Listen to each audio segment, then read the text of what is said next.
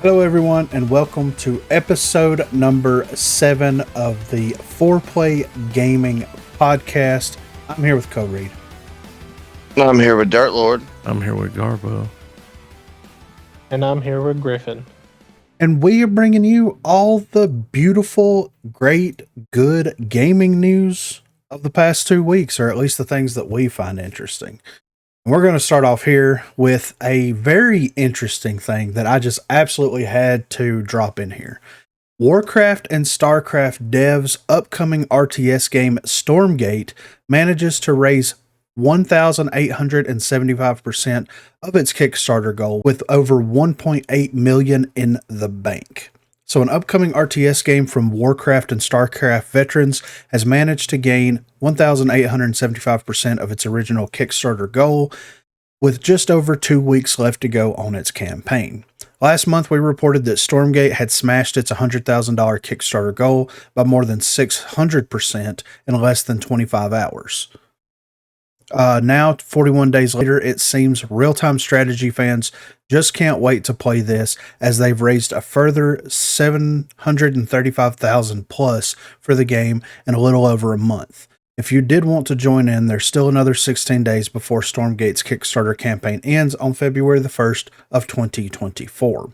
Unsurprisingly, fans of Stormgate have unlocked a lot of the campaign's stretch goals, including an additional tile set, HUD skin, a new player assist tool, and more. There are only 2 stretch goals left, and they're for a webtoon series based on the game and an editor early preview for maps, mods, and custom games. At the rate we've seen this project take off so far, this could very well be reached in just over 2 weeks. If this is the first time you've heard of Stormgate, let us catch you up. Some of the developers that make up developer Frost Giant Studios had previously worked at Blizzard, hence the link to Warcraft and StarCraft. The upcoming game is a hyper-responsive, real-time strategy game that will place players hundreds of years in the future as they build a base, harvest resources, and command armies. We don't have an exact release date for Stormgate just yet, but it's expected to launch via early access in the summer. A demo beta will also be available to all players from February the 5th through the 12th of 2024. So the Kickstarter campaign, as of recording this, has 4 days left to go and has raised a little over $2 million so far. $2,042,000 so far, with a total of 23,095 backers for the project. And I think that knocked all of their stretch goals out except for maybe one or two. So they have been doing some amazing things here. And there's a trailer, of course, or at least whenever you put something up on Kickstarter, then you normally have to have a proof of concept. And they've been working on this game for quite a while. I think that it's very interesting that they decided to go the Kickstarter route with this to try to get the game funded and to get it off the ground. But it makes sense because gaming kind of lends itself to Kickstarter more so than a lot of other things, because with gaming, you can get in on the ground floor. You can be part of the development real time as a supporter. You can, of course, pledge your money to it, but then also you have the ability to be part of the playtest group that goes in there, tests the game out, and gives feedback and things like that. I'm assuming that this is a game that once it releases in full will be available for purchase. I don't believe this will be a free-to-play game by any stretch, and at least based off of the things that I've seen about it and what they're actually trying to do with the game, they're probably going to charge anywhere from $40 to $70 for it, which is, to me, makes sense. I mean, you're getting whenever the game's going to release, it's going to be a full playable game with a campaign, with an online ecosystem, the likes of StarCraft 2, the likes of Warcraft.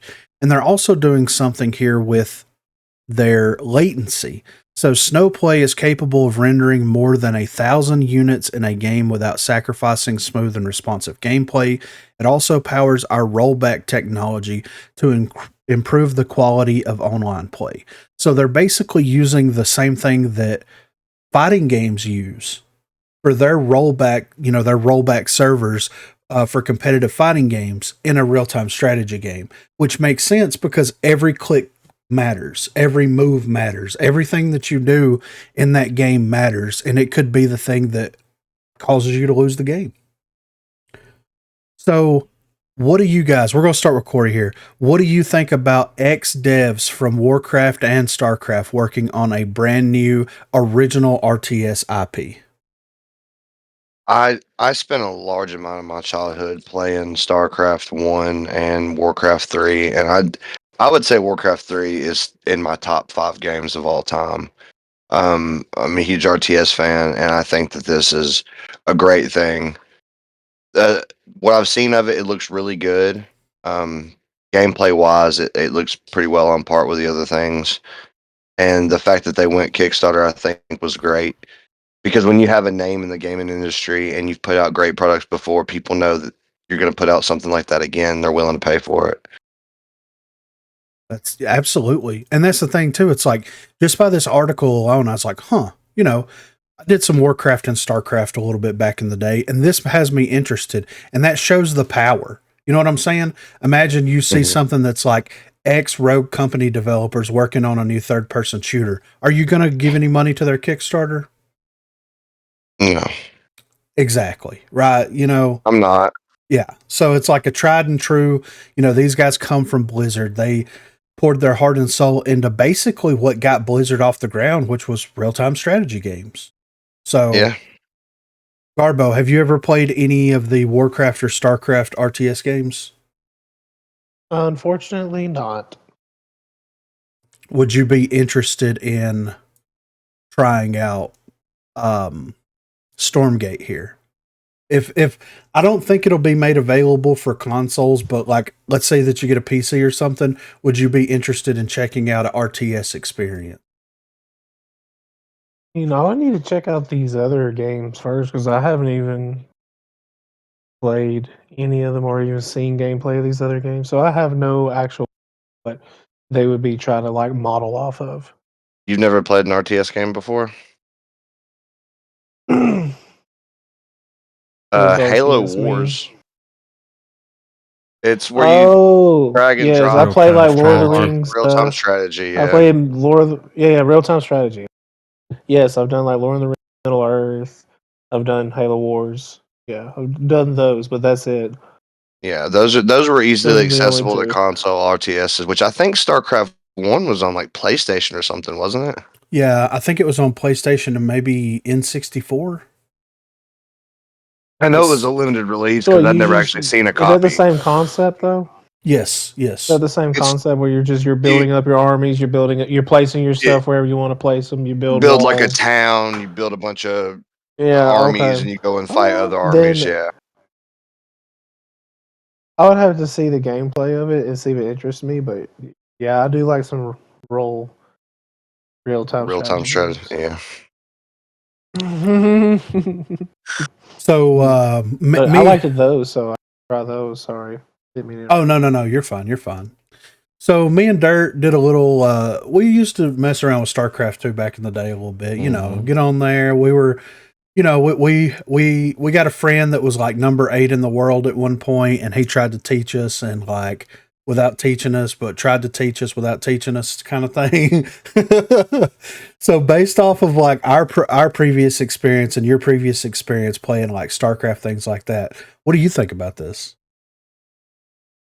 It looks just like StarCraft. It does, right? I'm watching the clip. It's StarCraft. Yeah. Which just got different shit. But it's the same. Yeah. I'd play it. It looks fun. Got over $2 million. Yeah. With 4 days to go. And the thing with the way that this looks and the way that they make it sound is like, this is the version of StarCraft that the developers wanted to make. Yeah. The passion project. Yeah, because like the one that Blizzard couldn't stop them from making. Yeah, exactly. Yeah. And that's a very, because like, look, the tried and true formula of StarCraft and RTS is there, and you can't really do much to change that formula up or even like really expand or make different types of mechanics around it. But what you can do is like go in there and create interesting ways for like how your buildings and your units and things like that interact with one another and things like that. So to me, this feels like a pure passion project from that team that they're like, we wanted to do StarCraft 2 a specific way. Blizzard kind of shot that down and wanted to keep it as close to StarCraft OG as they could, so that it would be accessible for veteran players and also, newcomers could easily grasp the concepts and things like that. Thousands of units. Yeah, I know. At a time, up to 32 players at once. Yes, which is insane. Wild. Yeah, they're gonna get out of hand, dude. Yeah, makes me want to get a PC. It sounds fun. It does. Yeah, really. I mean, you're going to war. Yeah, I love RTS games. I was a big fan of the Age of Empires and Age of Mythology games. Yeah.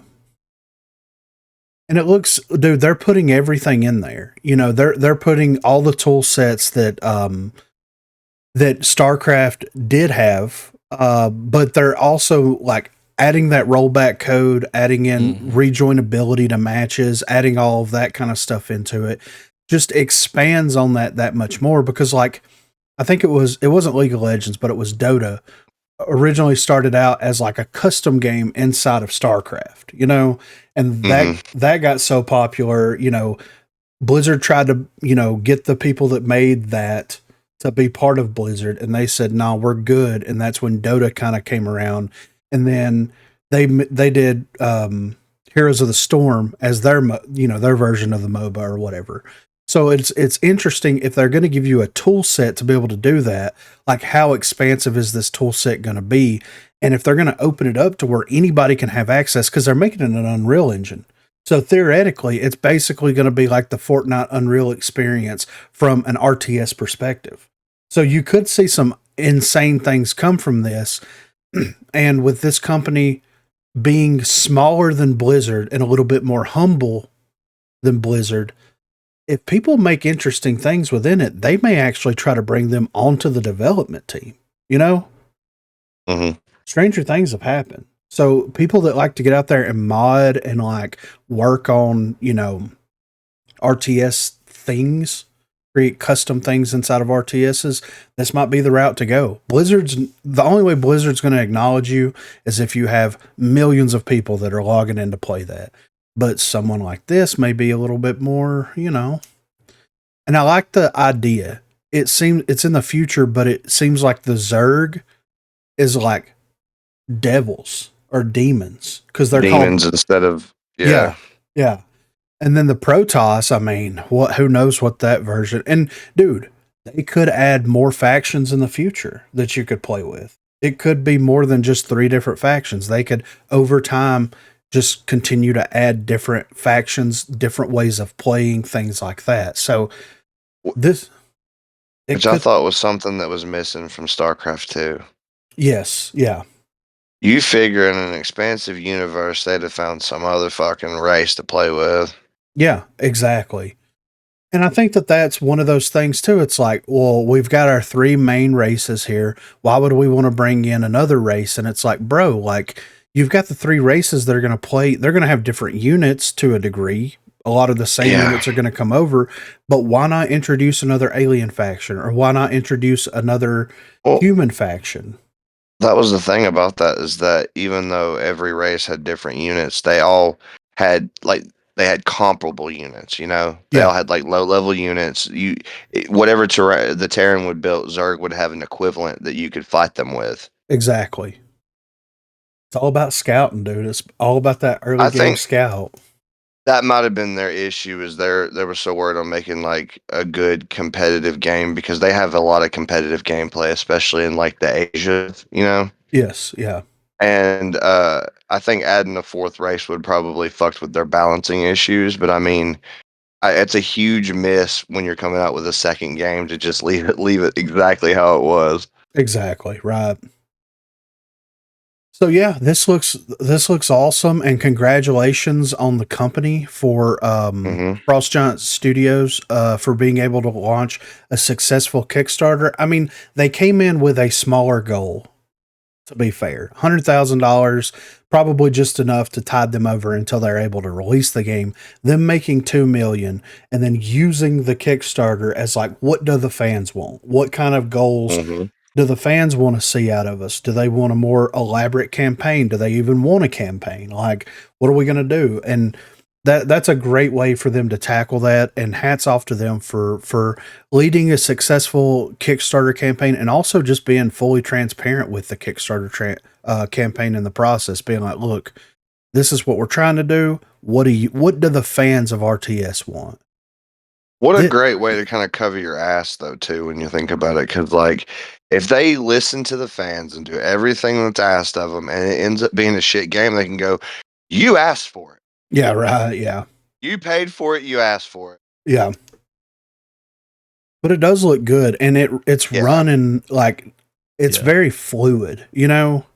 But it doesn't look intensive. Like, I love their RTS approach where it's like, we're going to have minimal everything, but it's going to be very fluid and it's going to feel really good when you use it, when you play it. So it looks, dude, this could kill StarCraft. Honestly. Could redefine the RTS genre. Who knows? Exactly. So that's what's great about games like this, especially when you have these OG developers that, I mean, if they really worked on like Warcraft 2 and StarCraft 1, they're kind of OGs in the RTS genre as it is. Yes, yeah. There's a few other RTSs that existed before and around then, but not that many. Yeah.